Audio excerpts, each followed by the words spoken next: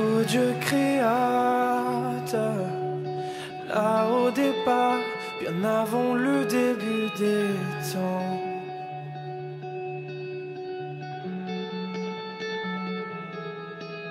Et sans point de repère, au son de ta voix, les ténèbres devinrent lumière.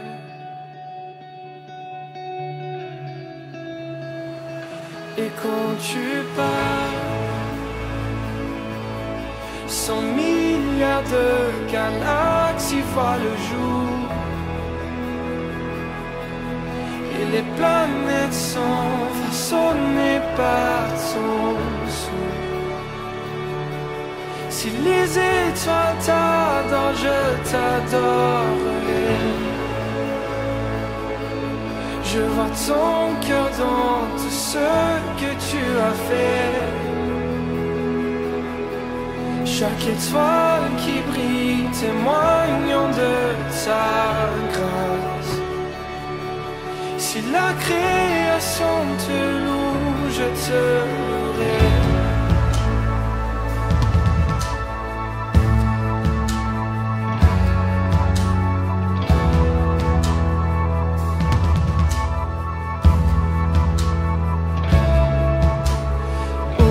De promesses, ta parole est vraie, aucun mot n'est vide ou futile.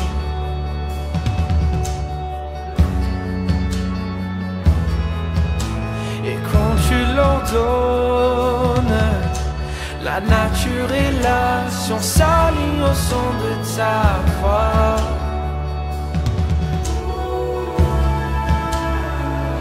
Et quand tu pars, 100 milliards de créatures prennent vie. En évolution vers tout ce que tu dis. Si elle parle de ta nature, j'en parlerai. Je vois ton cœur dans tout ce que tu as dit. Les couleurs du ciel, une œuvre de ta grâce. Si la création te suit, je te suivrai.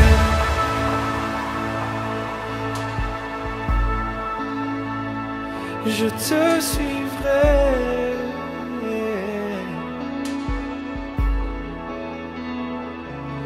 Je suivrai.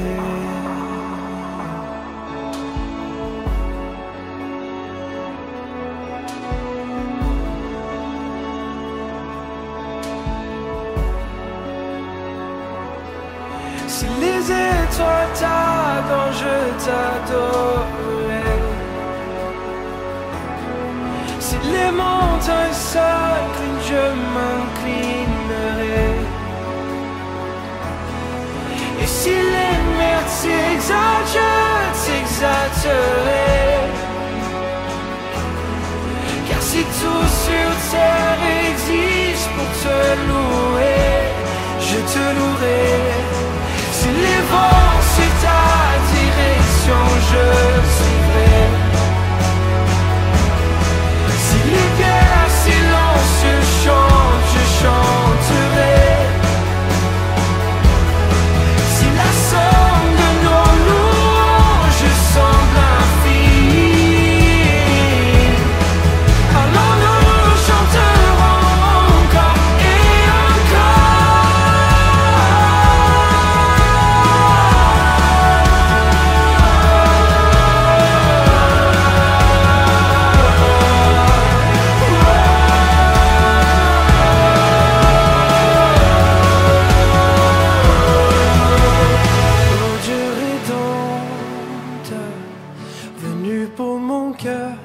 malgré mes échecs, mon orgueil.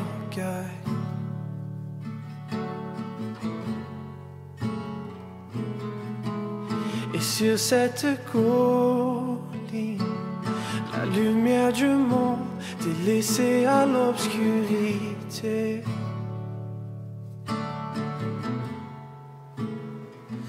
Et quand tu pars, mes 100 milliards d'échecs disparaissent,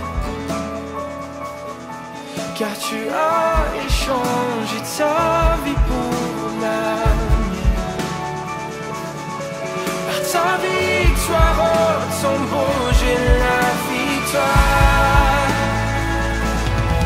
Je vois ton cœur dans tout ce que tu as fait. Tu nous tisses dans le chef-d'œuvre de ton amour. Si tu as tout donné, je veux tout donner. Je vois ton cœur sous une milliard de facettes. Chacune âme, l'enfant si précieux à tes yeux. Si tu as choisi d'aimer, je veux aimer comme tu le referais 100 milliards de fois. Mais qui pourrait mesurer ton grand amour? Car même pour un seul, tu aurais tout donné.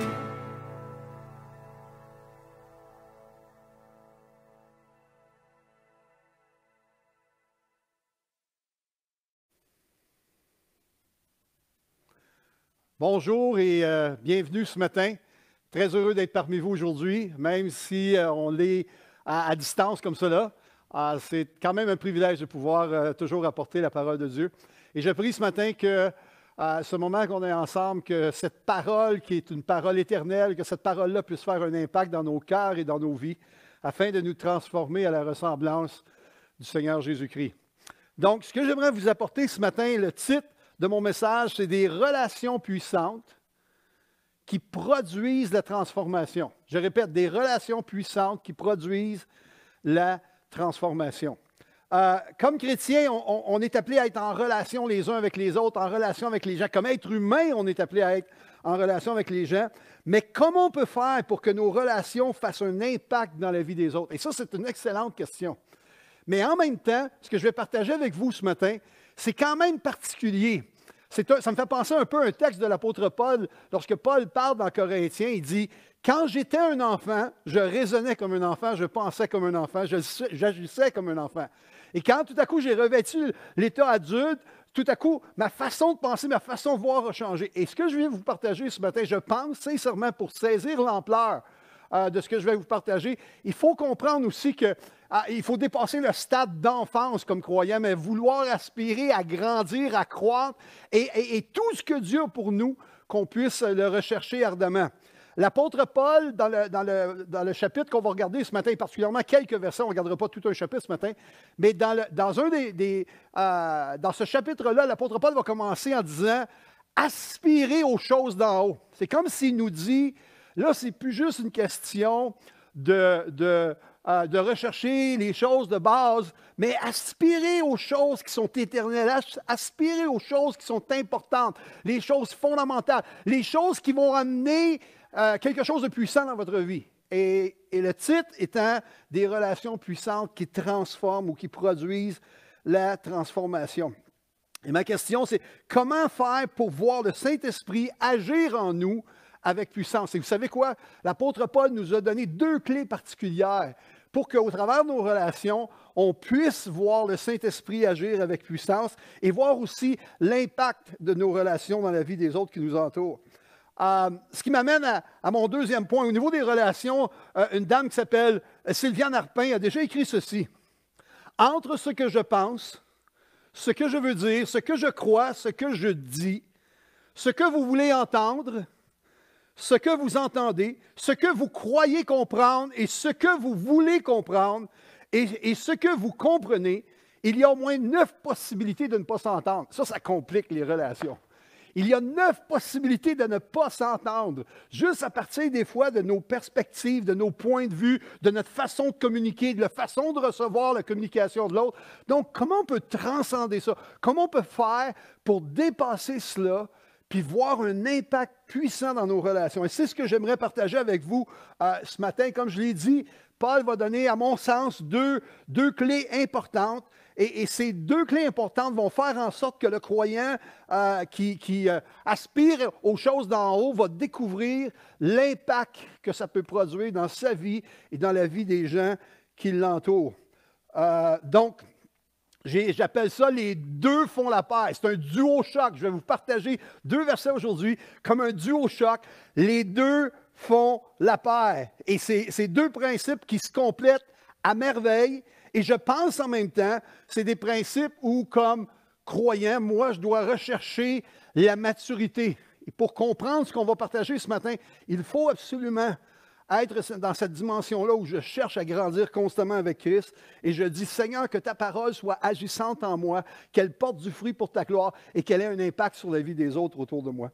Donc, et ça commence, je vais commencer tout de suite avec vous. Le chapitre qu'on va regarder, et particulièrement les versets qu'on va regarder aujourd'hui, se trouve dans un livre que Paul a écrit qui s'appelle le livre aux Colossiens. Et ça se trouve au chapitre 3. Et c'est juste les versets précédents. L'apôtre Paul part, comme j'ai dit, en disant qu'il faut aspirer aux choses d'en haut. Après ça, il dit « Éloignez-vous des choses de la terre ». Puis là, il va dire, il va expliquer c'est quoi ces choses-là. Puis il va réaffirmer le fait qu'on doit rechercher à avoir des relations qui sont puissantes, des relations qui font la différence. Et voici ce que Colossiens 3,17 dit. Écoutez bien, là. « Et quoi que vous fassiez », attends une minute là, « et quoi que vous fassiez, que ce soit en parole ou en œuvre, faites tout. » Attendez, le mot « tout », là, c'est... c'est « faites tout au nom du Seigneur Jésus, en rendant par lui des actions de grâce à Dieu le Père. » Donc, la première dimension qui va faire en sorte qu'on va avoir des relations puissantes, c'est quand on saisit que nous sommes appelés à vivre notre vie, où tout ce qu'on fait dans notre vie, on le vit comme c'est marqué là, faites tout au nom du Seigneur Jésus-Christ. Ça, c'est le premier point. Au nom du Seigneur. Qu'est-ce que ça veut dire au nom du Seigneur? Ça veut dire que vous et moi, tous les croyants qui ont reçu Christ dans leur vie, maintenant, ce n'est plus à propos d'eux, mais c'est à propos de ce que Christ peut faire en nous. Et dans ce sens-là, on est devenus des ambassadeurs pour Christ ou encore des représentants. Donc, dans cette vie, je ne suis pas appelé à me représenter moi-même, mais je suis appelé à représenter celui qui m'a sauvé, celui qui m'a donné cette vie en abondance. Je suis appelé à représenter Jésus. Je suis son représentant ou son ambassadeur. Mais comment un ambassadeur représente-t-il son pays? Comment un représentant représente-t-il sa compagnie? Bien, il y a des choses fondamentales que le représentant ou l'ambassadeur doit savoir. Et parmi ces choses fondamentales, il doit connaître qui il représente. Il doit connaître qu'est-ce qu'il représente, qu'est-ce que sa compagnie vend, ou encore il doit connaître quel est son pays, les valeurs de son pays. Et comme croyants, nous sommes appelés à reconnaître aussi certaines choses. Qui on représente? Premièrement, on représente Dieu. On représente Dieu et son royaume. Donc, on doit connaître le royaume de Dieu pour bien représenter Dieu et son royaume. Mais aussi, on représente les valeurs du royaume. On doit bien connaître les valeurs du royaume si on veut bien représenter Dieu. Et aussi, on pourrait dire, on représente son cœur. On peut partager son cœur, connaître le cœur de Dieu. Et quand on connaît le cœur de Dieu, quand on connaît les valeurs du royaume et quand on connaît le royaume de Dieu, à ce moment-là, on devient des représentants qui vont faire un impact dans le monde dans lequel nous sommes. Un impact particulièrement au niveau des relations. Pourquoi? Parce que tout ce qu'on fait, on le fait au nom du Seigneur Jésus-Christ. Je vous ai dit tantôt, quand j'étais enfant, je pensais comme un enfant, mais comme adulte, maintenant, je réalise, c'est plus à propos de moi. Mais c'est à propos de celui que j'aime, c'est à propos de celui qui m'a sauvé, c'est à propos de Jésus. Alors, Jésus a fait des choses vraiment incroyables. Il a introduit des pensées fondamentales, des pensées nouvelles même, je dirais, dans le monde lorsqu'il a vécu. Premièrement, il a défini Dieu comme un Dieu d'amour. Il a dit « Dieu est amour ». Une autre chose qui était renversante pour l'époque, surtout pour les Juifs, Dieu aime le monde. Ça, là, je vous dis, ça l'a frustré les religieux de l'époque. Les religieux de l'époque ne pouvaient pas comprendre pourquoi Jésus passait du temps avec des pécheurs. Pourquoi? Parce que dans leur tête, Dieu aimait un peuple, et ce peuple-là, c'était eux. Jésus vient les confondre littéralement, lorsque tout à coup, il leur dit, « Hey, Dieu le Père aime le monde. » Et on connaît le passage dans Jean 3,16. Dieu a tant aimé le monde, pécheur, parce que le plan de Dieu, le but de Dieu, c'est de réconcilier le monde avec lui. Et Dieu veut que chacun soit sauvé. Le désir ardemment de Dieu, c'est que tous soient sauvés. Wow! Jésus introduit des choses complètement révolutionnaires pour son temps, pour son époque, et particulièrement dans sa culture.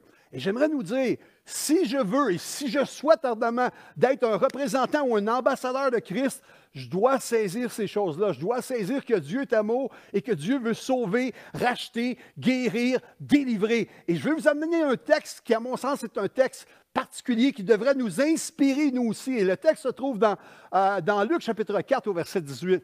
Lorsque Jésus arrive à Nazareth, au tout début de son ministère, et j'ai eu le privilège d'aller à Nazareth, dans une petite synagogue qui avait été rebâtie, et j'ai dit à Sylvie, j'ai dit, hey, prends-moi en photo, Sylvie. Donc, j'étais devant la synagogue avec un rouleau, et j'ai une photo là où tu me vois avec un rouleau.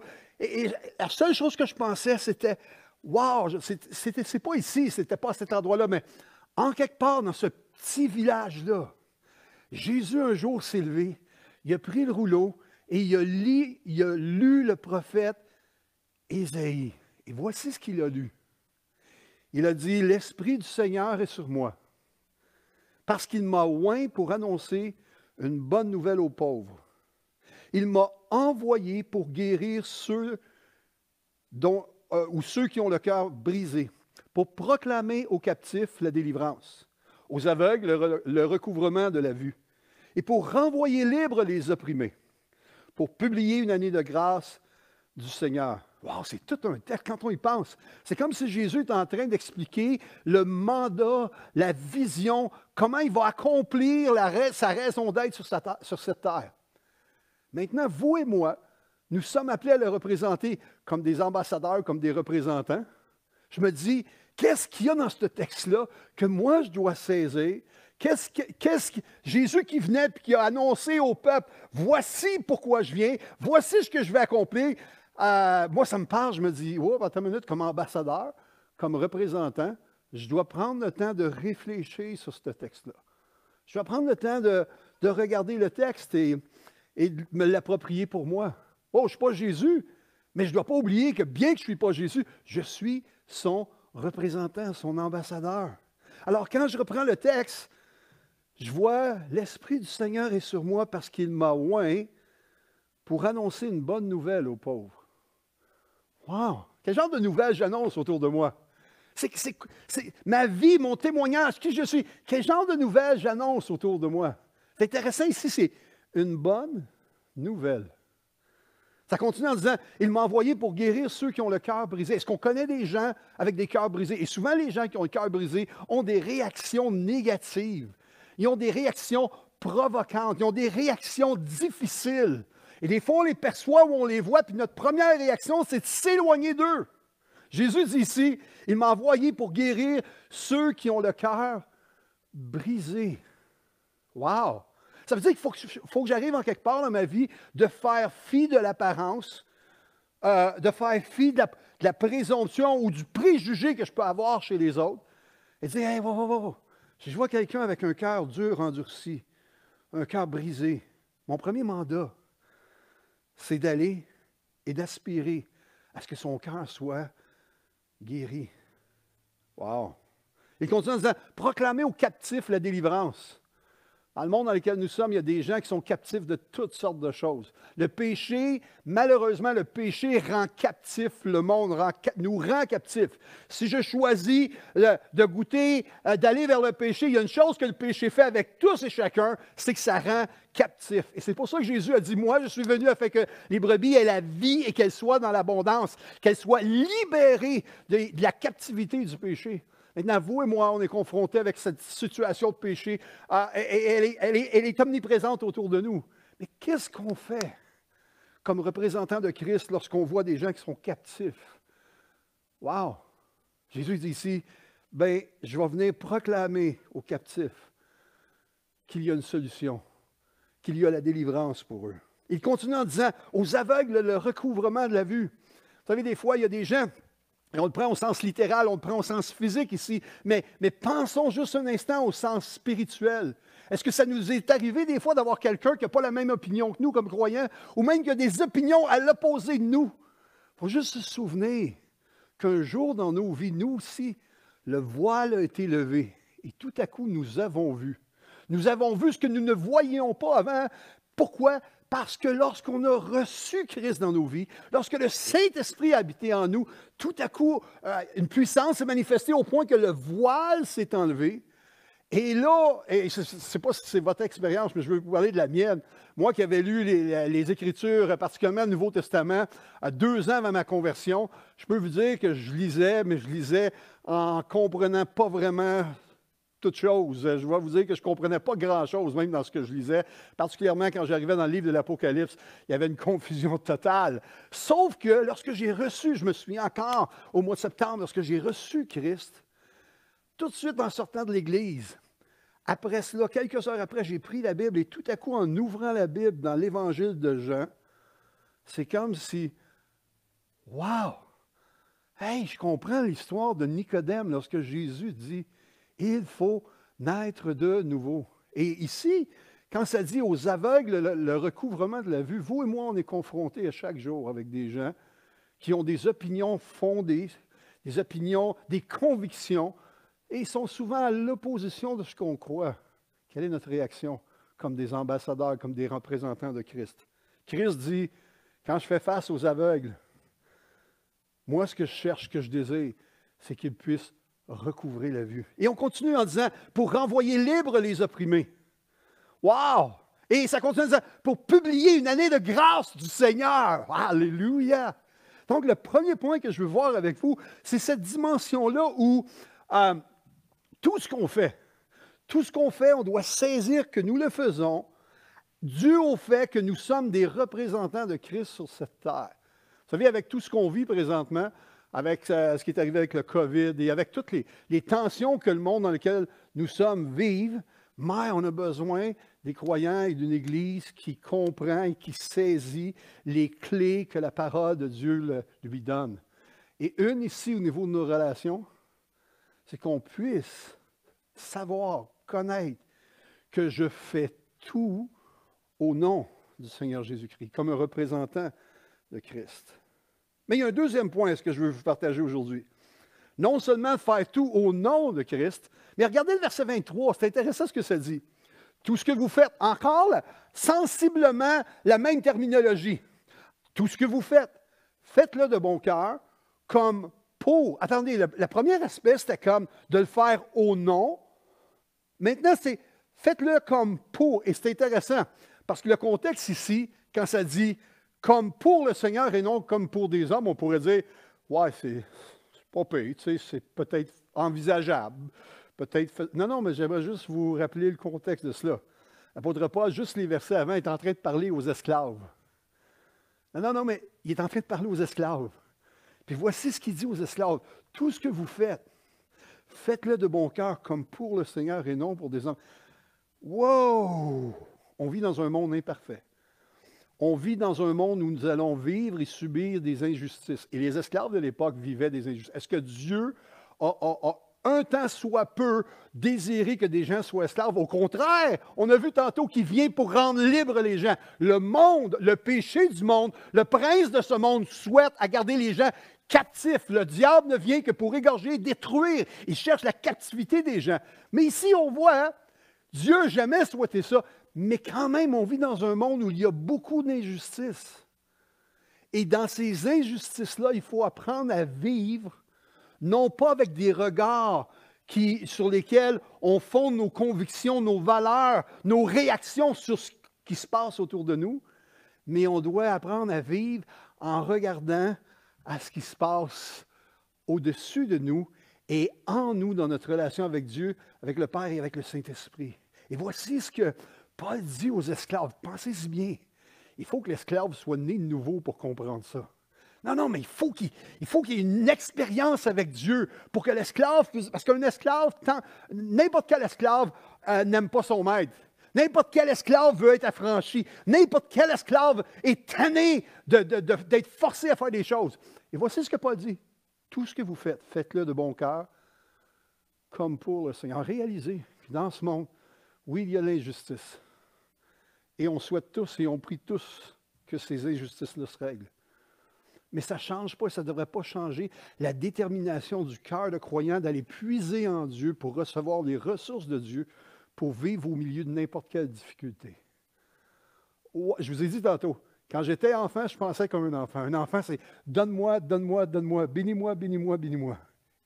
Comprenez-moi, les enfants ont des besoins fondamentaux. Mais ici, on voit un adulte, c'est-à-dire l'état adulte de la maturité chrétienne. Oh, il y en a des injustices, il va y avoir des injustices, mais je sais qu'au travers même des plus grandes difficultés, je ne suis pas seul. Dieu est avec moi. Et plus que cela, Dieu veut agir en moi afin de toucher ceux qui sont autour de moi. Wow! Tout ce que vous faites, faites-le de bon cœur. Même si tu es un esclave. Je suis sûr que je parle à aucun esclave aujourd'hui. Je suis presque sûr, malgré qu'il y en a dans notre société, il y a des jeunes filles qui sont esclaves de gens qui les prostituent, etc., etc. Mais pour la majorité de ceux à qui je m'adresse, on ne sait pas c'est quoi d'être un esclave. On n'a jamais été un esclave, ou possiblement seulement qu'une minorité.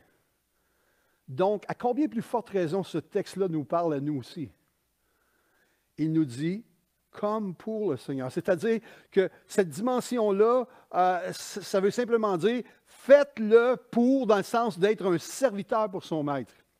Donc, non seulement je suis son représentant, son ambassadeur, mais aussi je suis son serviteur. Donc, je suis appelé à servir. Puis la plupart du temps, quand on pense à ça, c'est servir Christ. Et c'est vrai.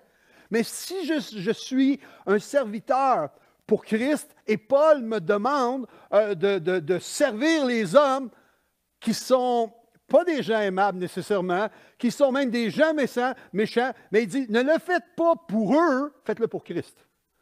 Donc, comprenez que vous êtes appelés à servir Christ comme un serviteur pour son maître. Et là, encore une fois, pour comprendre c'est quoi un serviteur, pour comprendre c'est quoi avoir un cœur pour servir les autres, bien, il faut encore savoir c'est quoi les valeurs qui entourent un serviteur du Seigneur. C'est quoi le caractère qui entoure cela. Je vais en sortir quelques-uns qui est encore tiré du livre des Colossiens, et on va le voir dans quelques instants. Mais ce qu'on voit là-dedans, c'est certaines caractéristiques qui apparaissent à l'arrière. On voit la dimension d'être hospitalier. On voit la dimension d'exercer, d'être plein de bonté, d'aimer la vérité, l'humilité, la patience, l'aide, la fidélité, l'amabilité, l'intégrité, la connaissance, l'amour, la douceur, la joie, la persévérance et être un bon exemple, un bon témoignage. Quand on parle d'être un serviteur, voici certaines caractéristiques qui sont rattachées avec le fait de servir Christ. Regardons le texte maintenant. Au verset 12, ça dit, Colossiens 3, « Ainsi donc, comme les élus de Dieu, saints, bien-aimés, revêtez-vous. » Attendez, là, c'est un choix. Non, c'est un choix. On a le choix, on peut choisir de se revêtir d'entrailles de miséricorde. Wow! Ça veut dire que les gens à qui les gens qu'on sert ne méritent pas notre service. Attends une minute. C'est facile de servir des gens qui, en notre sens, méritent qu'on les bénisse, méritent qu'on les sert, parce qu'on a la même opinion, on pense les mêmes choses, on a les mêmes valeurs, on a les mêmes aspirations, donc c'est facile d'être en relation avec des gens comme cela. Mais pensez-y un instant. Ici, Paul dit, comme des élus de Dieu saints bien-aimés, revêtez-vous, c'est un choix, je me revêts, comme je me suis revêtu de Christ, comme je revêts son amour, je peux me revêtir d'entrailles de miséricorde, je me revêts de bonté, je me revêts d'humilité, je me revêts de douceur, je me revêts de patience. Wow, là, je commence à ressembler à Jésus. Hey, là, je ressemble à Dieu. Aïe, aïe, aïe, aïe, aïe, Seigneur. Aide-moi à quitter l'enfance pour arriver dans l'état adulte avec toi. Aide-moi de vivre ces dimensions-là, Seigneur, qui sont, à mon sens, révolutionnaires. Parce que chaque personne qui va me voir, moi, comme croyant, être revêtu de miséricorde, de bonté, d'humilité, de douceur, de patience, chaque personne qui va voir ça à moi, je vais devenir une puissance d'attraction et mes relations avec eux vont changer.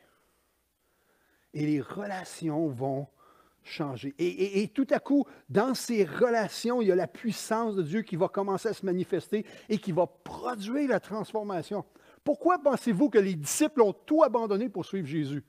Juste parce qu'un gars passait dans la rue à un moment donné et dit « Hey, suis-moi! » Non, non, non, non, non. On ne laisse pas les choses de nos vies. On ne laisse pas ce qui a de la valeur dans nos vies pour suivre quelqu'un juste parce que c'est le fun de le suivre, à moins qu'on n'ait absolument rien et qu'on veut partir sur un voyage particulier.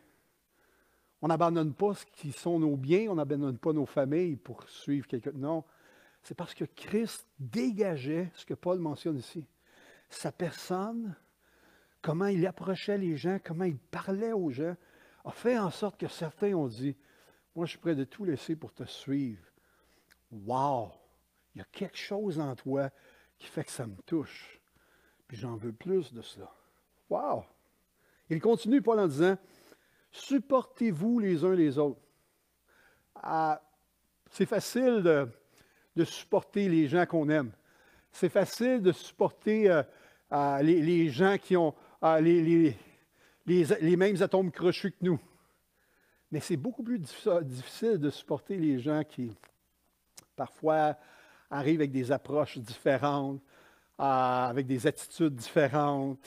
Vous savez ce que je veux dire? Mais ici, l'apôtre Paul dit, supportez-vous les uns les autres. Et si l'un a sujet de se plaindre de l'autre, si tu trouves quelque chose qui te dérange dans l'autre, bien, tout de suite, il va dire, hey, rapidement, pardonnez-vous réciproquement. C'est-à-dire que peu importe les discussions, peu importe les situations qui peuvent nous arriver entre frères et sœurs, la première clé, même si on se dit les vérités en pleine face, comme on pourrait dire, la première chose qui doit arriver tout de suite alors qu'on est en train de mentionner ces choses-là, ou alors qu'on est en train de discuter et d'avoir une forme de conflit, la première chose qui doit être animée dans nos cœurs, ce n'est pas la colère, ce n'est pas l'amertume, Paul dit, pardonnez-vous réciproquement. Soyez prêts à entrer dans une relation puissante. Tu ne vas pas abandonner ton frère, tu ne vas pas abandonner ta sœur. Au contraire, tu vas te rapprocher et tu vas être prêt à avoir cette attitude de cœur de pardonner. Je vous ai dit, des relations puissantes. Les relations puissantes passent par le fait que tout à coup, on se soumet à ce qui est merveilleux, glorieux de la parole et les principes que Dieu nous enseigne dans sa parole, puis on les met en pratique dans nos vies. On continue. De même que Christ vous a pardonné, pardonnez-vous. Je ne sais pas pour vous, là, mais Christ, il ne m'a pas juste pardonné il y a 36 ans. Les derniers 36 ans, j'ai fait des erreurs. Moi, je me suis planté des fois dans mes relations avec mes frères, avec mes sœurs. J'ai fait des gaffes. Vous savez quoi? Non seulement j'ai eu le bénéfice et le privilège d'avoir des gens qui m'ont pardonné, mais j'ai eu le plus grand privilège d'avoir Dieu qui m'a pardonné. Quand je viens à lui avec un cœur repentant, avec un désir juste de m'approcher de lui, ses bras sont toujours ouverts. Wow! Comment on ne peut pas retourner, re-retourner constamment d'être dans la présence de ce Dieu-là? Il est tellement glorieux, tellement merveilleux. Wow! Mais par-dessus tout, dit Paul, par-dessus toutes ces choses, revêtez-vous de la charité ou encore de l'amour. Ça dit que l'amour, c'est le lien de la perfection. Pensez-y un instant. Ça aurait pu être la loi, ça aurait pu être plein d'autres choses, mais le lien de la perfection dans la relation avec Dieu, le lien de la perfection dans la relation avec les autres, c'est un mot. Un mot qui en dit long, mais c'est le mot amour. L'amour est le lien de la perfection relationnelle.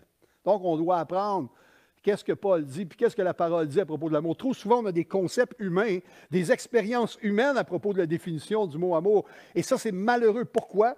Parce que la parole, lorsqu'elle parle de ce mot amour, cette dimension d'agapé, c'est que ça dépasse le fait que l'autre peut avoir la même opinion que moi, même que moi. Si l'autre ne pense pas comme moi, ça ne change rien, je l'aime pareil. Mon amour n'est pas altéré par les situations qui m'arrivent. Parce que la source même de mon amour, ce n'est pas les autres. Ce n'est pas ce qui se passe autour de moi. Ce n'est pas moi. La source même de mon amour, c'est son amour qui est déversé dans mon cœur et qui jaillit au travers de mon cœur. La source n'est pas les autres. Et si la source n'est pas Dieu, et si la source c'est les autres, c'est là qu'on coupe les ponts, qu'on se divise, qu'on manque de pardonner. Mais quand tout à coup, sa source jaillit en moi, ce qui jaillit, c'est l'amour, indépendamment de ce qui m'arrive autour. Donc, je termine avec ceci. Quoi que vous fassiez, dit Paul, deux grandes vérités on a apprises ce matin. Quoi que vous fassiez, dit Paul, faites-le, soit au nom du Seigneur, c'est-à-dire je représente Jésus pour l'autre. Dans le fond, c'est comme si j'étais Jésus pour l'autre. Ou encore, faites-le pour le Seigneur, c'est-à-dire je sers le Seigneur. Ou encore, comme si l'autre était Jésus. Dans un instant. Mes relations, je regarde les autres, puis quand je vois l'autre, c'est comme si au lieu de regarder l'autre, je vois Jésus. C'est ça que Paul parle. Paul parle, il dit, regarde l'autre comme si c'était Jésus que tu servirais. Ou encore, regarde l'autre comme si j'étais Jésus pour le représenter. Quand je vois l'autre, je réalise que je ne me représente pas moi-même, mais que je représente Jésus. Ou encore, je regarde l'autre, puis je réalise, oh, je vois Jésus en lui. Donc, je sers l'autre comme si c'était Jésus. Est-ce que vous avez compris pourquoi je disais au tout début des relations puissantes qui peuvent produire la transformation dans la vie des gens? Parce que ça, on ne trouve pas ça dans le monde. Vous ne trouverez pas ça nulle part. À moins d'avoir cette relation avec Dieu qui se déverse dans le croyant. Et lorsque Dieu se déverse dans le croyant, toutes sortes de miracles relationnels prennent place. Les deux font la paire. Être Jésus pour l'autre ou voir Jésus dans l'autre. Je vous ai dit ce matin, le message qu'on est en train de prêcher, c'est un message qui a besoin d'être médité, mais c'est un message qui va nous lancer un défi. Seigneur, je ne sais pas combien de jours qu'il me reste à vivre sur cette terre, mais alors que je vis sur cette terre, Seigneur, peux-tu m'aider? Peux-tu m'aider à comprendre que pour tous ceux qui m'entourent, mon épouse, mes enfants, mes amis, mes collègues de travail, mes voisins, tous les gens qui m'entourent, peux-tu m'aider, Seigneur, à comprendre qu'à chaque fois que je suis en relation avec une autre personne, peux-tu m'aider à comprendre, Seigneur, que je suis ton représentant, ton ambassadeur. Et encore, Seigneur, puisses-tu m'aider à comprendre qu'à chaque fois que je suis en relation avec une personne, peu importe cette personne-là, Seigneur, que ce soit un croyant ou un non-croyant, que ce soit quelqu'un qui a des affinités ou non avec moi, peu importe cette personne-là, lorsque je suis en relation avec cette personne, Seigneur, aide-moi à voir l'autre comme si je servais Jésus. Alléluia. Je pense sincèrement, frères et sœurs, que si on prend le temps de méditer ces passages-là, particulièrement Colossiens 3, et si on prend le temps de comprendre ces principes-là et on laisse le Saint-Esprit faire son œuvre en nous, plusieurs choses vont changer dans notre perception des autres. Parce que ce n'est plus à propos des autres vraiment, mais c'est à propos de Christ. C'est à propos de Jésus lui-même. C'est à propos de sa grandeur, de sa grâce, sa puissance. C'est à propos de son Saint-Esprit. C'est à propos du cœur de son Père. Là, tout à coup, tout change quand tout à coup, la source qui m'anime n'est pas moi ou les autres, mais la source qui m'anime est Dieu. Je prie que nos relations, particulièrement dans cette saison, je prie que nos relations puissent être des relations puissantes, puis qu'au travers de ces relations puissantes basées sur les Écritures, vous et moi, nous puissions voir des transformations dans la vie des gens. Seigneur, merci pour l'occasion qu'on a eue d'être ensemble ce matin. Merci pour mes frères et pour mes sœurs. Père, qu'ils soient bénis en ton nom, qu'ils prospèrent à tous égards, mais surtout, Seigneur, qu'ils puissent être animés de cette source qui est la tienne, cette source d'eau vive de laquelle va jaillir des relations saines, puissantes et qui produit des transformations dans la vie de ceux qui nous entourent. Je prie ces grâces, Père, dans le nom de Jésus. Amen et amen. Soyez bénis, mes frères et sœurs. À la prochaine.